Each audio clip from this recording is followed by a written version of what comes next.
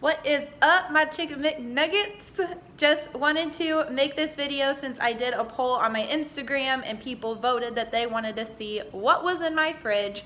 It's gonna be a lot more beneficial than that because I'm not just gonna tell you what's in my fridge. I'm gonna tell you why it's there and why it's important. And to add on to my Instagram post about 3 ways to stay on track whenever you're stressed, we're gonna see what I prioritize every time I go to eat a meal. So hopefully it will help some of you out. And I just got back from the gym, so sorry if I'm gross, but that's what we're gonna do.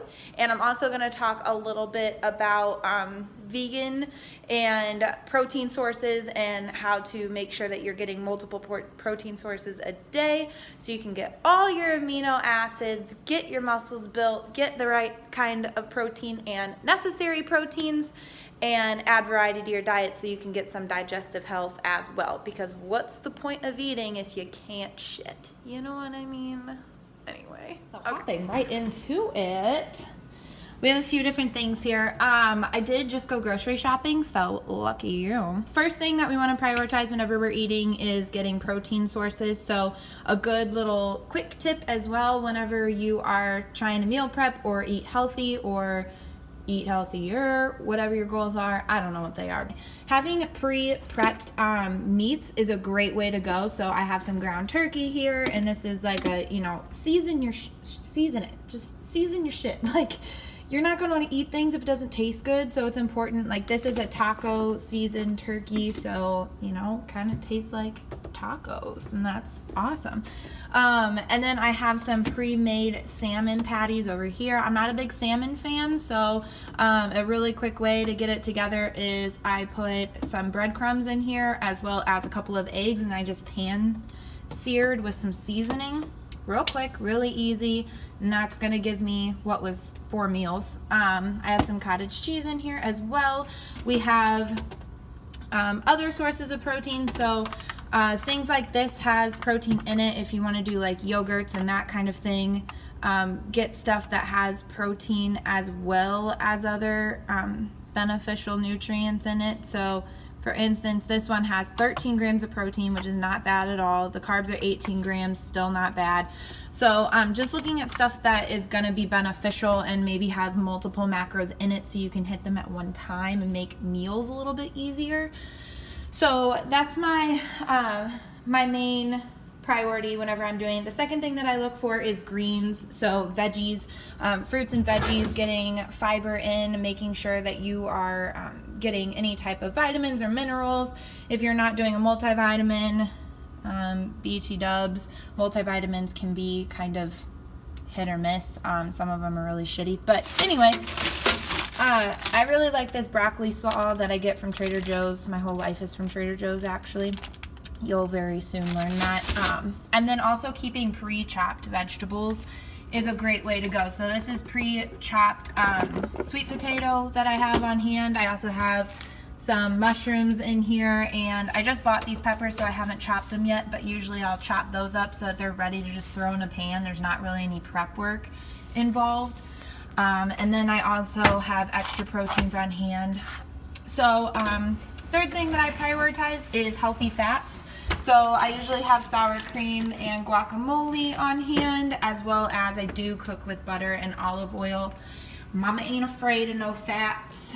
And I also center my carbs around my workouts. So I do have some pre-made quinoa in here, as well as the sweet potato. And I also get a decent amount of carbs from rice and that kind of thing, which I ran out of and don't have pre-made at this time. So those are my 3 things. Prioritize protein, greens, get your healthy fats in, and then put your carbs around your workout. That's actually 4 things, but it's fine. So every meal that I have throughout the day, I try to include a different protein source. So whether that be if I do like a red meat at one meal, do like a lean, like a poultry meat at another meal, do more of a veggie-based protein at another meal, and you get the point. So basically I just try to move down the list. I try to have fish at least once, no more than twice a week. And just it's a good rule of thumb to do that throughout the day, because the way that proteins work, your whole body is made of proteins. Your whole body is repaired by proteins. Your body needs protein. Like, even if you're not trying to gain city bitch, like, you need protein for your body to heal. So it's important, even if you're not just trying to get swole in the gym, but you're just trying to be like a healthy person and help your body out and help your body do whatever it needs to do a little bit easier. It also is going to help you stay healthier, keep you from getting sick as often, things like that. So very important. Try to get a variety of proteins in your diet. Try to get a variety of fruits and vegetables so that you can get as much benefit from your food as possible. It's also important for your gut health to be healthy so that your body can actually process those foods, which is why I'm, getting those enzymes from whether it be fermented vegetables or just getting enough greens in. All of those things are really, really important. So moving on, I want to talk a little bit about veggie sources and kind of a fad that's been going on with going vegetarian or going vegan and how that might affect your protein intake. Protein intake for people who are wanting to go the plant route, there's a huge just fad going on right now. And I am not in any shape, form, way trying to say that going vegan or going vegetarian is bad. But it's not necessarily going to get you your full complex of amino acids. Not to say that you can't do vegan or vegetarian and still gain muscle, because there's plenty of people that do, but you definitely need to be aware of it, because things like lentils and black beans and even tempeh and that kind of thing, they can be carb heavy, so you just got to pay attention. Doesn't mean that you can't do it, but a couple of vegetarian sources that I like to get for my protein throughout the day is tempeh. This stuff's really awesome. There's 20 grams of protein per serving. A serving is half of the package, so this only gets you 2 servings. But like I said, I don't eat it very often. I just get a variable of plant protein throughout the day, so I might eat this every other day or so. But there's only 16 grams of carbs with that 20 grams of protein, so not bad at all. Sometimes I'll do half of this with a couple of eggs. And then I also like to do it with this turkey bacon. Obviously, if you're vegetarian or vegan, you're not going to do this. But each one of these slices from Trader Joe's has 5 grams of protein and less than a gram of carb and a gram and a half of fat. So not bad at all. Super good. Get the peppered uncured one. Delicious. I always have eggs on hand as well as an additional protein source. And then, like I said, I do a good amount of lentils as well as black beans, which I'll show you later. Those are in the cabinet. Now let's go for condiments. As far as condiments goes, I think it's blasphemy to get sugar-free ketchup, but if you can stomach the taste, do you, boo-boo. Get yourself some sugar-free ketchup. But I just go for the real stuff. I just try to find the one that has the least amount of sugar per serving. This one only has 4 grams. And then I also go for sugar-free, sugary things that aren't ketchup. So this one's really good. This is the best ketchup syrup that I've found. If you call syrup, we can't be friends. Just gonna mention that. However, this is a little bit thinner than regular syrup is, but it's really delicious, and it's 1/4 of a cup for a serving and only 6 grams of carbs. So I will take watery syrup over 50 grams of carbs any day. This is not mine. That is the Bee Friends. Like I said, I usually eat sour cream and guac as a topping. I go through a lot of salsa. This is the apple butter. Shout out to the Celestrias. And then I do like me a little fat-free whippy. This stuff's pretty dank. So even if you're gonna do like a protein ice cream, throw some of this on top and you feel like you're eating dessert. So aside from that, I do have quite a bit of a sweet tooth. So I try to get things that can be broken up into pieces. That's a really good tip. So if you are going to get desserts and things, get like the bite-sized ones. I know that, some people, including myself, like to be narcissistic. Be like, oh, I can't just get the bite-size because I always just eat all of them. Well, don't do that. So just get the minis. I will have like one of these after dinner. I also have an assortment over here. So this is my favorite dark chocolate from Trader Joe's. It's the creamiest dark chocolate that I've ever eaten. So good. And then I also have the OG here, Ghirardelli, as well as a Lindt. And a couple of Hershey's bars. I love almond chocolate, so that's in there too. And obviously my face mask. Put food in your body, put food on your body. So that pretty much covers that. In general, I like to stick with almond milk. It just feels better on my stomach, but I'll occasionally steal some of the regular milk as well. It's kind of a preference. I know there's a big hype about dairy and acne and that kind of thing going around right now. Who knows if that's true? There's not enough research on it. I do want to touch on juices as well. So whenever you're doing any type of juice, whether it be a straight orange juice, like if it's just oranges, or even if you're doing, grapefruit juice, whatever it may be, what you really need to check on is the ingredients, because most of the time it will be sugar and then orange juice. So you're getting more sugar than you are anything, just sugar, water, and a little bit of juice.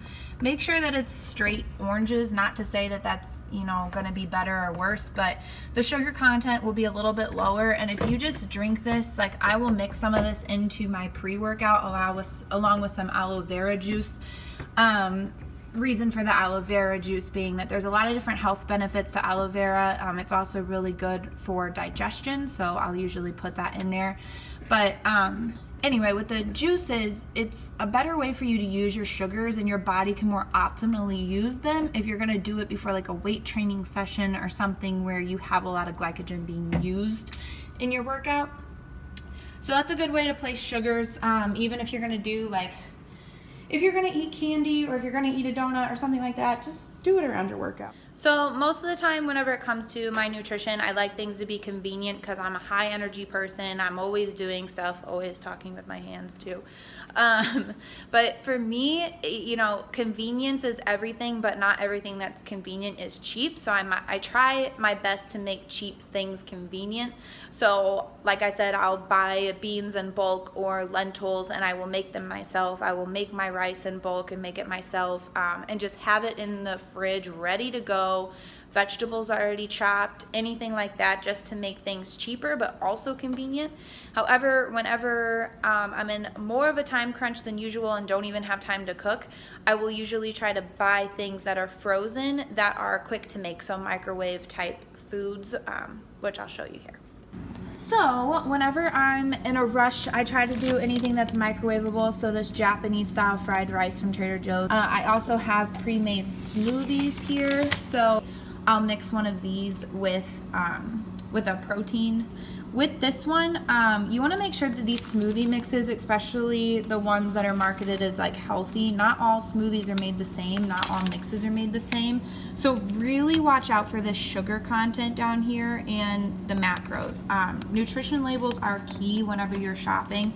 You don't have to stop eating the foods that you love, but if they're high in fat and carbs, and you're eating those types of foods for every meal, they're gonna add up. Like you're not gonna be able to keep track of those unless you are literally tracking them. So whenever it comes to higher sugar or higher carb, higher fat meals, just don't eat like an asshole on them, and try to fill your diet with things that are a lot lower in carb, and pay attention to those items while you're shopping. Also keep a good deal of frozen herbs in here so that whenever I'm cooking I can have some fresh herbs all year long, as well as frozen chicken breast. If you're living by yourself, frozen pre-portioned things are going to be your best friend, because it's way too expensive to buy a bunch of raw meat every week that you're not going to be able to go through before it goes bad. So buying a little bit at a time and being able to thaw it is definitely a lifesaver. Yeah, just fun things, mostly smoothie things and frozen proteins.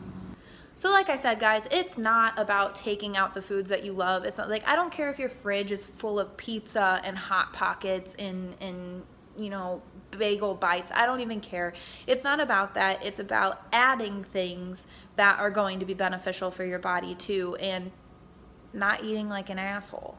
I mean, that's all you really got to do. So just keep track of what you're eating. Prioritize your proteins, then your greens, then your fats, getting healthy fats, and then also your carbs. So, just eat well, train intelligently, think critically, and eventually you will find your way. If you want to add a comment below for anything you have questions about, this was kind of just a crash course of nutrition and a walkthrough.